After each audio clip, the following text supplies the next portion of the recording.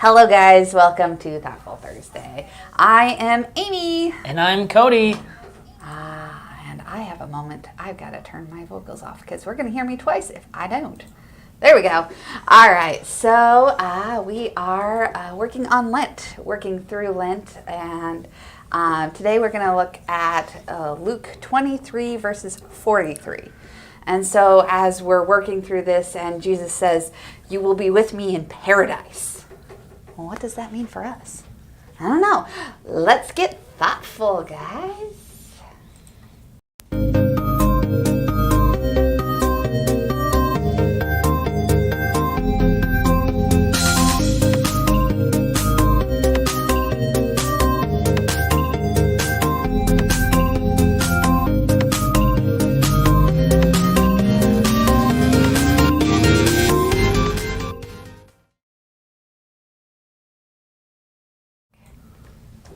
Did you miss us? We are back, and so we are looking at Luke 23, verse 43. So this one's a very specific one, and I'm going to kind of lead up to it. So they have traveled to the cross, where they've set the cross up on Calvary Hill.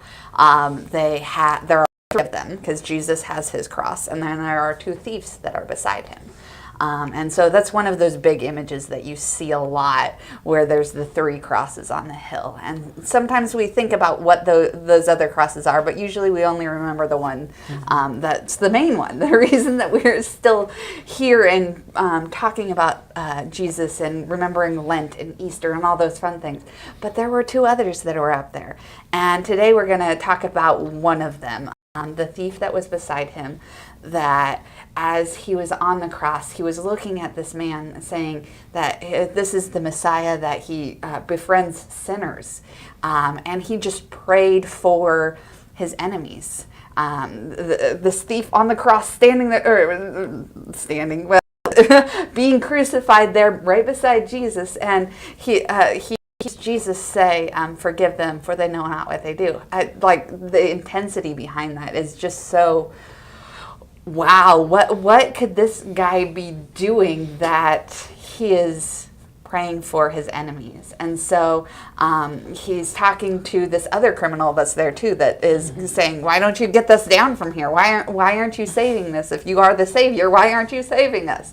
And this thief has said, "Don't you fear God? Don't you know that this is what we're being punished for? We are being justly punished, and he is an innocent man." And so it's all those things that get wrapped up into that. And so, Cody, would you do us the honor of telling us what is said in verse 43 of this chapter? Yes. And Jesus replied, "I assure you, today you will be with me in paradise." In paradise.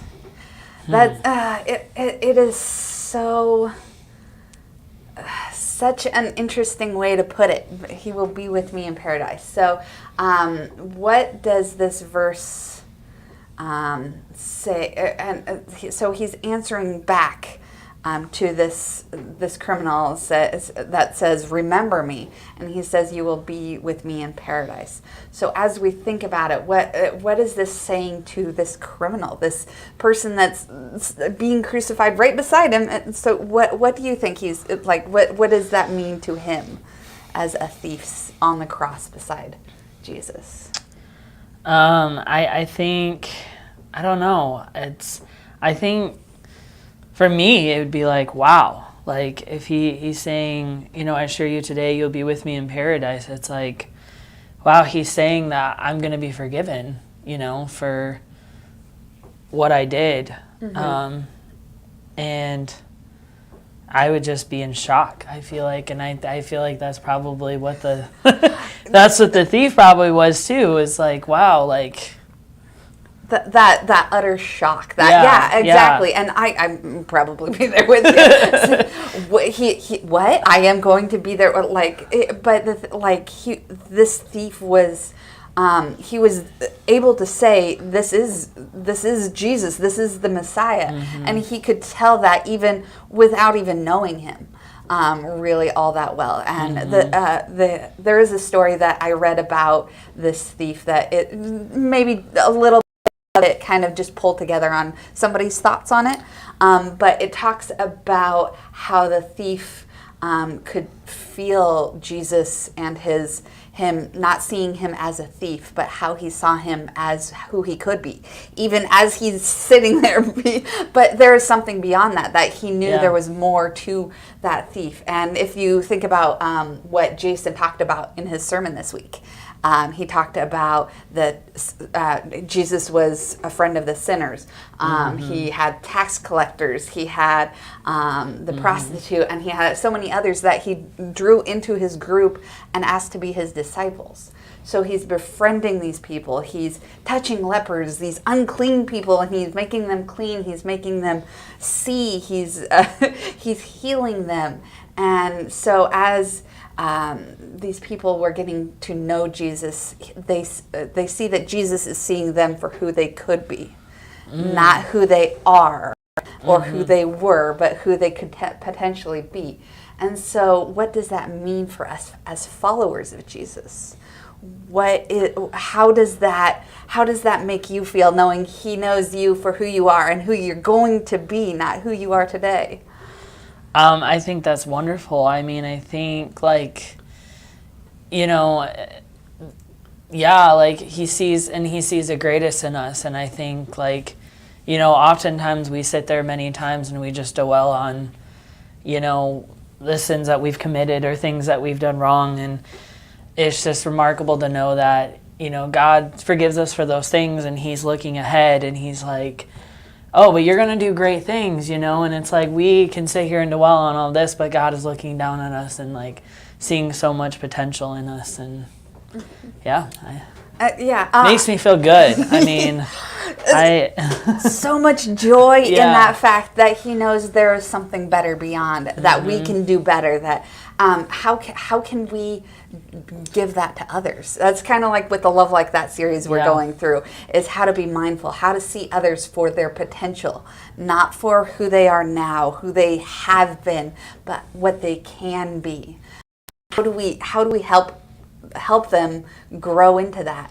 I love the way one of my favorite authors, Mark Batterson, he put it in the fact that the best way and most caring thing you can do for someone is to talk to God about them, and then listen to him in regarding to who you're talking to him about. So it's not necessarily something that you have to do for that person or have to go out and help them with, but being mindful, mindful of how you see them and perceive them as God does. And that's part of bringing in the Spirit and saying, hey, Lord, teach me, show me, what can I see in this person, and what can I speak into this person as we're going about that. And so I got a fun question for you. So do people don't feel like people who don't know Jesus, people who aren't exactly like full on I believe, or are they're kind of like, I'm not sure, do they feel comfortable around you? Do you know some of these people who may not, or do you think they're all comfortable with how you go about your life? And I would say they are. I mean, I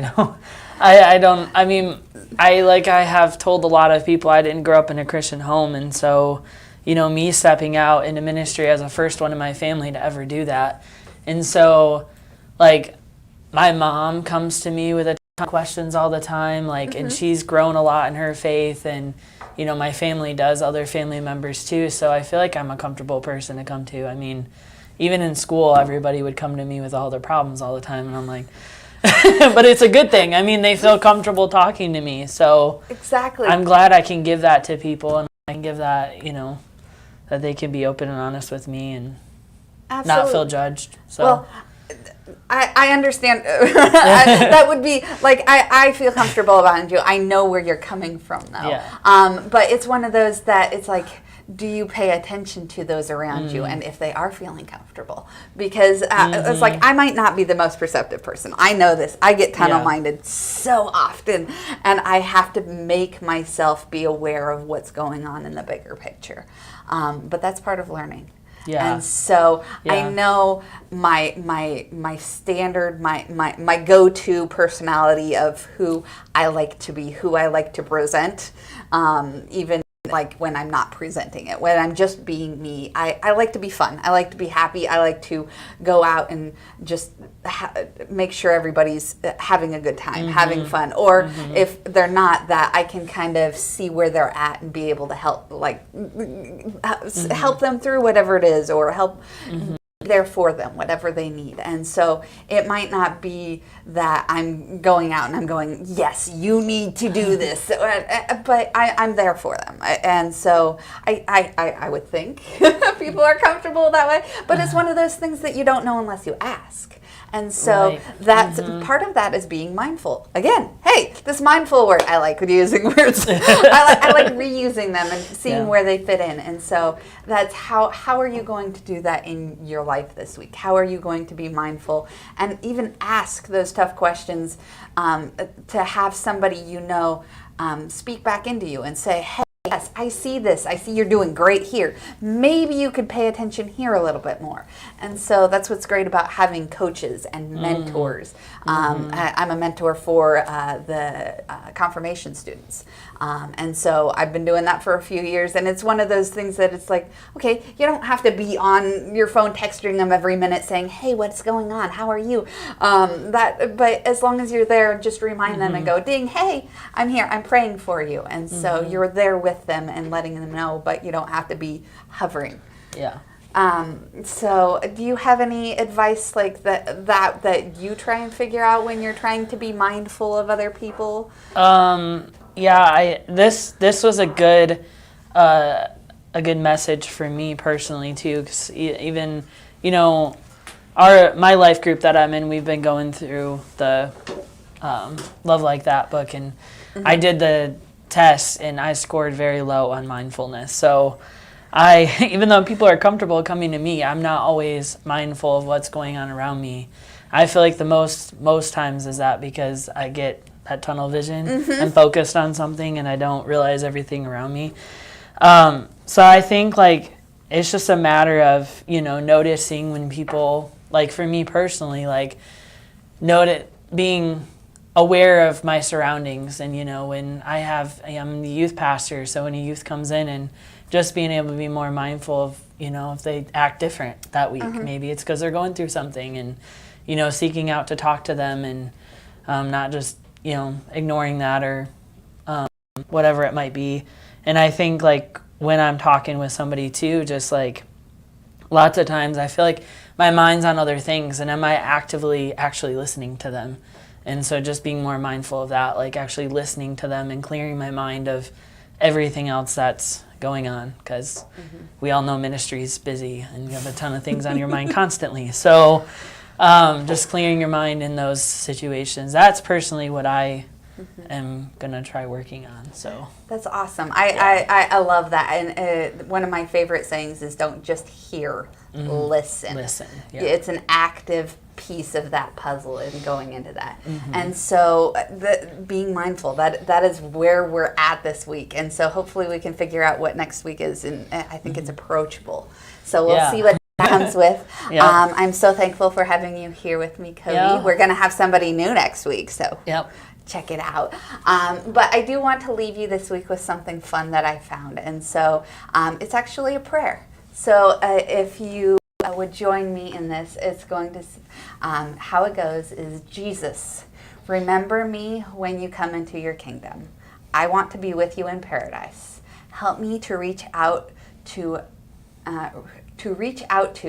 and love others, all others, so that they might see your love through me. Amen. Amen. So thank you guys. All right, it was great being with you guys. Have a great week. Have a great week.